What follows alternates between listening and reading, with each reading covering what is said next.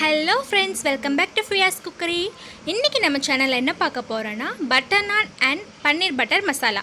First butter naan பண்ணுறதுக்கு என்ன தேவையான பொருட்கள் வாங்க கிச்சனுக்குள்ளே போய் பார்க்கலாம். ஃபஸ்ட் நம்ம மைதா மாவு எடுத்து வச்சுருக்கேன். இது 500 ml இருக்கும், 1/2 kg. இது கூட பேக்கிங் பவுடர் 2 டேபிள் ஸ்பூன் எடுத்திருக்கேன், பேக்கிங் சோடா 1 டேபிள் ஸ்பூன் எடுத்திருக்கேன், உப்பு தேவையான அளவு, தயிர் ஒரு 4 டேபிள் ஸ்பூன் இருக்கும், சர்க்கரை 2 டேபிள் ஸ்பூன், பால் தேவையான அளவு, ஆயில் தேவையான அளவு. இது எப்படி பண்ணுறதுன்னு பார்த்துடலாம். மாவு 500 ml எடுத்துருக்கேன்னு சொன்னல, அதை ஃபஸ்ட்டு பவுலில் போட்டுறேன். இது கூட ஆட் பண்ணிக்கலாம் நம்ம எடுத்து வச்சுருக்க இன்க்ரீடியன்ட்ஸ் எல்லாம். உப்பு, பேக்கிங் பவுடர், பேக்கிங் சோடா, இதெல்லாம் நல்லா மிக்ஸ் பண்ணி விட்டுறணும் இப்போவே, அப்போ தான் நல்லா மாவில் பிடிக்கும். நெக்ஸ்ட்டு இந்த பாலில் சர்க்கரை நல்லா மிக்ஸ் பண்ணி அதை கரைச்சிட்டு அதுக்கப்புறம் நம்ம மாவில் ஆட் பண்ண போகிறோம். இல்லாட்டி திட்டாக பிடிச்சிக்கும். இப்போ பாலில் ஆட் பண்ணியாச்சு. நெக்ஸ்ட் தயிர் ஏன் ஆட் பண்ணுறோன்னு பார்த்துட்டிங்கன்னா நல்லா சாஃப்ட்னஸை கொடுக்கும். இப்போ நல்லா பிசைஞ்சு விட்டுக்கலாம். இது கூட தண்ணி நல்லா உங்களுக்கு தேவையான அளவு ஆட் பண்ணிக்கோங்க. இப்போ இது நல்லா ரெடி ஆயிடுச்சு மாவு. இந்த மாவு லாஸ்ட்டாக நம்ம ஆயில் அப்ளை பண்ணி ரெஸ்ட்டில் வச்சிடலாம். இந்த ஒரு ஒயிட் காட்டன் துணி வச்சு மூடி வச்சுருங்க. இந்த ஒரு 15 minutes 20 minutes ரெஸ்ட்டில் இருக்கட்டும். நெக்ஸ்ட் பார்த்துட்டிங்கன்னா பன்னீர் பட்டர் மசாலா எப்படி செய்கிறதுன்னு பார்த்துடலாம். அதுக்கு தேவையான பொருட்கள் பார்க்கலாம். பன்னீர், தக்காளி, பட்டை, கிராம்பு, உப்பு, மிளகாய்த்தூள், கரம் மசாலா, முந்திரி, வெங்காயம், பச்சை மிளகா, இஞ்சி, பட்டர், பூண்டு, இவ்வளோதான். இதுக்கு முன்னாடி ஒரு ப்ராசஸ் இருக்குது, எப்படின்னு பார்க்கலாம். ஃபஸ்ட் ஒரு பேன் வச்சுட்டு அதில் பட்டர் தேவையான அளவு போட்டுக்கோங்க. பட்டர் நல்லா உருகனதும் இதில் பன்னீர் ஆட் பண்ணிடலாம். ஆட் பண்ணிக்கிறேன். பன்னீரை நல்லா சாஃப்டாக ஹேண்டில் பண்ணணும். அது உடஞ்சிரும். ஒரு கோல்டன் ரோஸ்ட் கலரில் வந்த உடனே அதை நம்ம எடுத்துடலாம். போதும், இந்தளவுக்கு வந்தது போதும். இப்போ நான் இதை எடுத்துடுறேன்.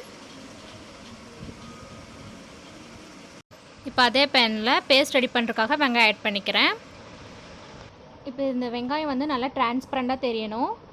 இது கூட பூண்டு, இஞ்சி துண்டுகள், பச்சை மிளகா 2 உங்கள் காரத்துக்கு ஏற்ற மாதிரி போட்டுக்கோங்க. நான் 2 தான் போட்டிருக்கேன். அப்புறம் தக்காளி ஆட் பண்ணிக்கிறேன். இது நல்லா வதங்கணும். நல்லா வதங்கினா நல்லா டேஸ்ட் கொடுக்கும். இது கூட முந்திரி ஆட் பண்ணிக்கிறேன். முந்திரி ஆட் பண்ணுறதுக்கு காரணம் நல்லா திக் பேஸ்ட் கொடுக்கும், டேஸ்ட்டும் கொடுக்கும். அவ்வளோதான், நம்மளோட மிக்ஸ் ரெடி ஆயிடுச்சு. இது ஆறுற டைமில் நம்ம பட்டர் நான் செய்ய ஸ்டார்ட் பண்ணிடலாம். ஆல்ரெடி பிசைஞ்சு வச்சுருந்த மாவு ஒரு 5 minutes நல்லா ப்ரெஸ் பண்ணி கொடுங்க. அப்போ நல்லா சாஃப்டாக கிடைக்கும். சின்ன சின்ன பாலாக இதில் உருட்டி எடுத்துடலாம். சப்பாத்தி பலகை வச்சு அதில் மைதா மாவு தூவி பால் விரிக்க ஸ்டார்ட் பண்ணிடலாம். நான் ரெஸ்டாரண்ட் ஸ்டைலில் ஓவல் ஷேப்பில் தான் பண்ணுவாங்க, அது மாதிரி தான் ட்ரை பண்ணுறேன்.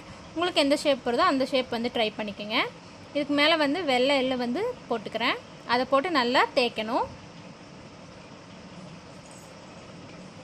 பாருங்கள், ஓவல் ஷேப் வந்துடுச்சு. இப்போ தவா வச்சு அதில் பட்டர் போட்டிருக்கேன். இது நல்லா மெல்ட் ஆனதுக்கப்புறமா நான் தவாவில் போட்டுடலாம். ஒரு நிமிஷத்துக்கு ஒரு நிமிஷம் நல்லா திருப்பி போட்டுக்குங்க. நம்ம பேக்கிங் பவுடர்லாம் போட்டுக்கிறதுனால நல்லா பஃபியாக வரும். பாருங்கள், ரெடி ஆயிடுச்சு. அவ்வளோதான், நம்ம பட்டர் நான் ரெடி ஆயிடுச்சு. நெக்ஸ்ட்டு நம்ம பன்னீர் பட்டர் மசாலா செய்ய ஸ்டார்ட் பண்ணிடலாம். நம்ம ஏற்கனவே வதக்கி வச்சுருந்தோம் இல்லையா, அது நல்லா ஆறிடுச்சு. இப்போ இதை எடுத்து நம்ம மிக்ஸி ஜாரில் ட்ரான்ஸ்ஃபர் பண்ணிடலாம். இதை ஒரு திக் பேஸ்ட்டாக நல்லா அரைச்சி எடுத்துக்கிறேன்.